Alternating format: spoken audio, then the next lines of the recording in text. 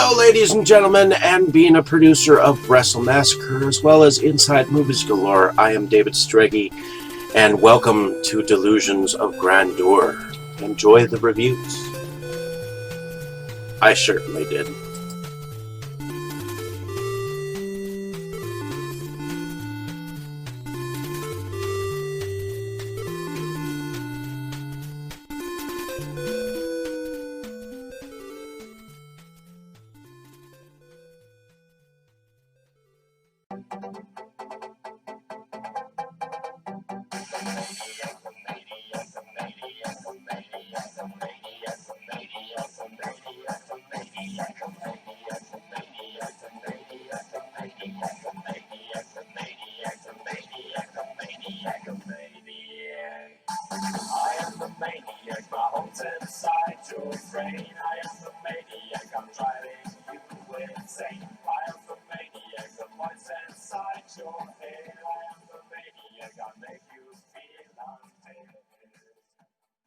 Okay, Dave, that's it. Screw you and your college flunkies.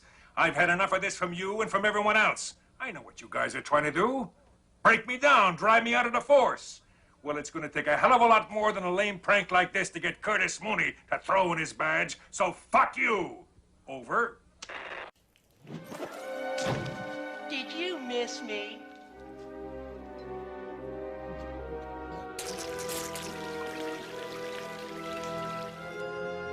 I guess not.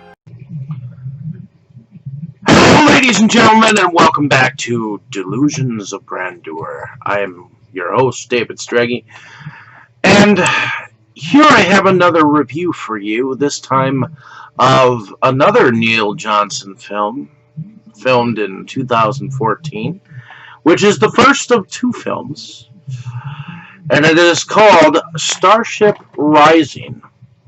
And here is my copy. I ended up picking it up, I believe, at Mega Media here in Milwaukee, up past 76th Street. And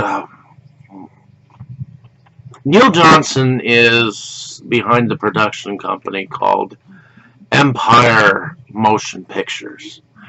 He also worked with Morpheus Film as a production company as well to put this film out. And there is a lot that he packed into this story of Starship Rising. It is about a young man by the name of John Worthy. Apparently his who Darren Jacobs is the man who plays John Worthy. And evidently his father was a revolutionary that was killed for his political opinion on Earth, on Terra Nostra.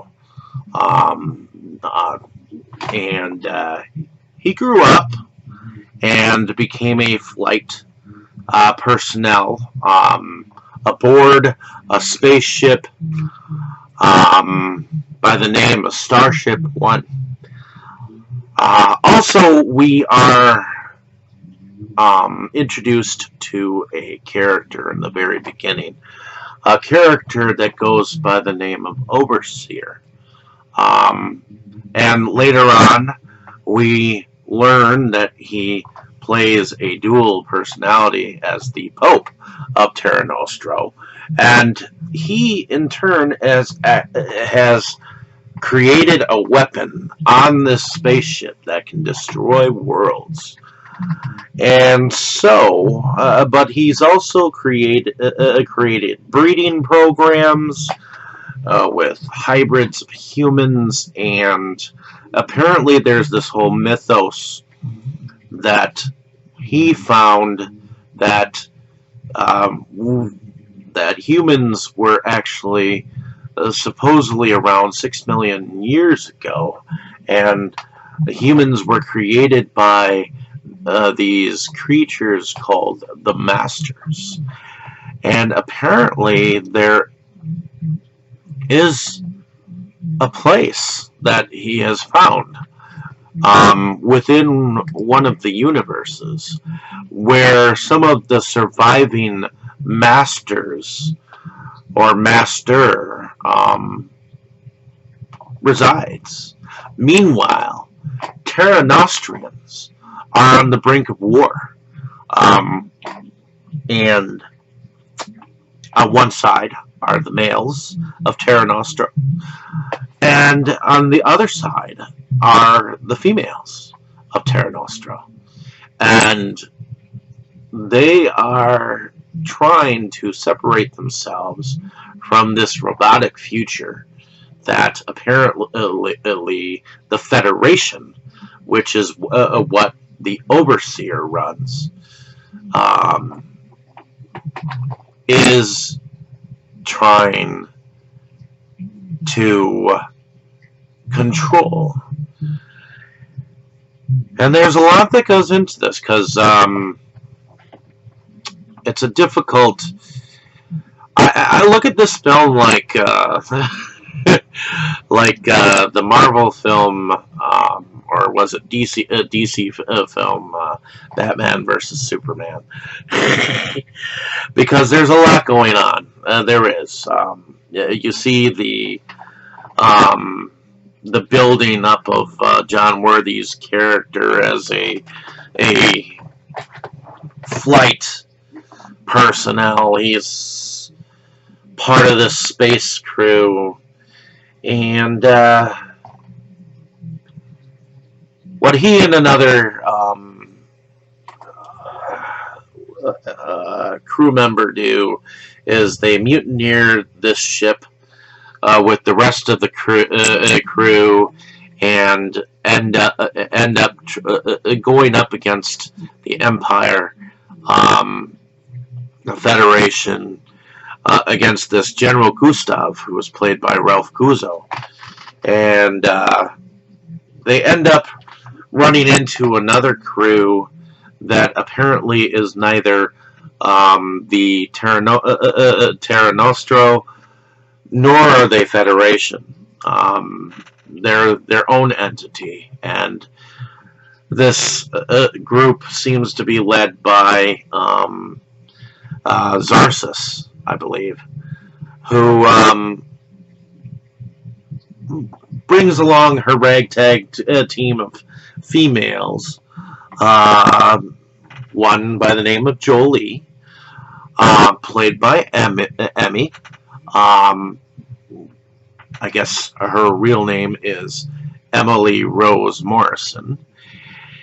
And they get together and band together, the rest of the crew, and this crew, and they realize that they are on the same team to take down Terra Nostra, as well as the Federation and the Overseer. In the mix, General Gustav is actually sleeping with the enemy, and I think her name is Zarina.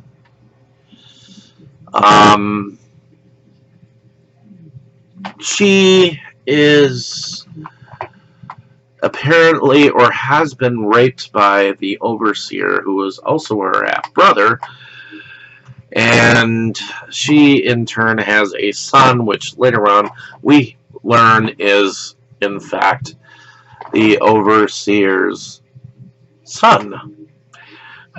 But there, like I said, there's a lot that goes on, and the film looks beautiful. A lot of the sets, in fact, the whole entire film, for the most part, is computerized for most of it.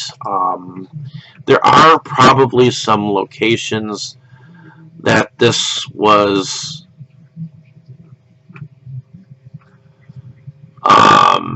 in. Let's see. I believe it was filmed in Los Angeles, California.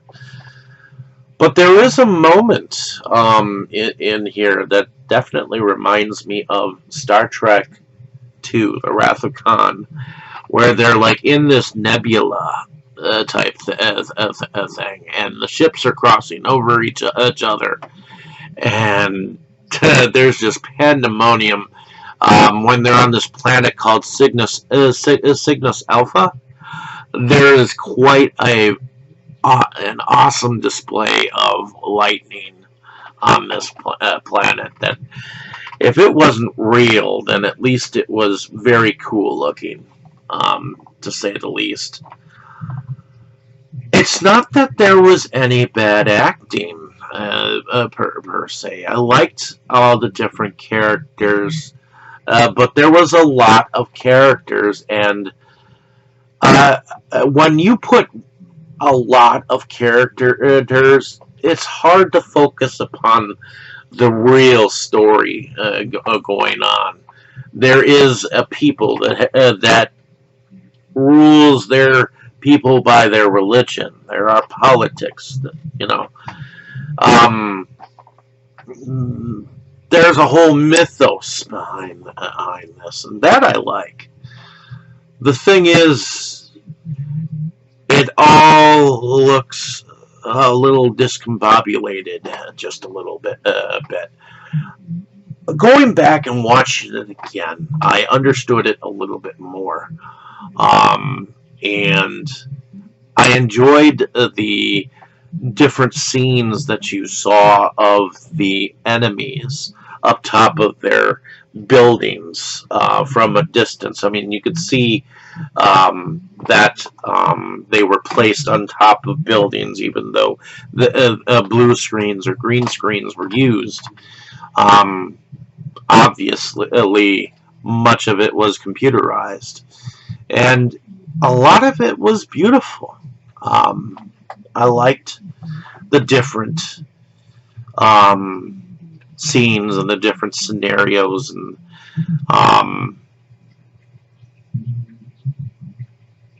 it was different. It was definitely a different film. It was, and I loved the score for this film. The difference in this independent film is that Neil Johnson actually went with a real score. He didn't just go with your run of the mill synthesizers or shit like that. You know, something that actually sounds independent. A score with a film, to me, actually sounds more professional, looks more professional on screen for the most part. And the music definitely went with the film. Like I said, the biggest problem with this film is how many things were going on. I mean, you had the mutiny, you had the betrayal, you had the two different love things going on. The one between the commander and the general Gustav, and the woman who had been raped, who had a son, and of course there was the death of his son, Gustav's son, that was perpetrated by the people that he was working with, which ultimately led to his befriending John Werther, I believe that is his name, or Worthy. So, and of course the starting of love between John Worthy and Jolie. The scene where they kiss is actually quite enchanting. Whatever background that he was using at the time, green screen wise, worked perfectly for that initial kiss. It actually did look slightly romantic, even though it seemed somewhat out of place. I don't know. It seemed like this film was trying to cram in a whole heck of a lot, which is why I kind of like both this film and its sequel, because this one, even though it crammed a lot, watching it a second time gave me more appreciation for the second film, because the second film felt more relaxed, and I'll get into that later. But there were a lot of interesting characters. The biggest thing I wanted to say is that Captain Savage, the one that was manning the Starship One at the time of the mutineering, she was played by Claudia Wells, who originally played Marty's girlfriend in Back to the Future. uh, she played Jennifer Parker in 1985, and that was kind of cool to learn that she played her in Jennifer Parker in Back to the Future. That was different. But seeing that she played her, I can see now it in her, but it was definitely different to learn that she actually acted in this film, and I don't think she.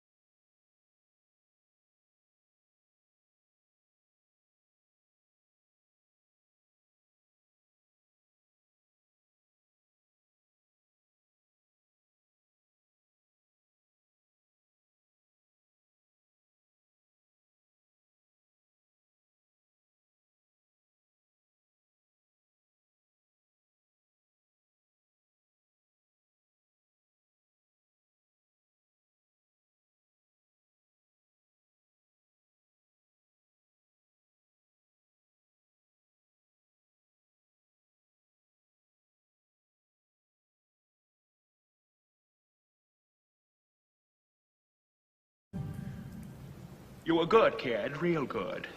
But as long as I'm around, you'll always be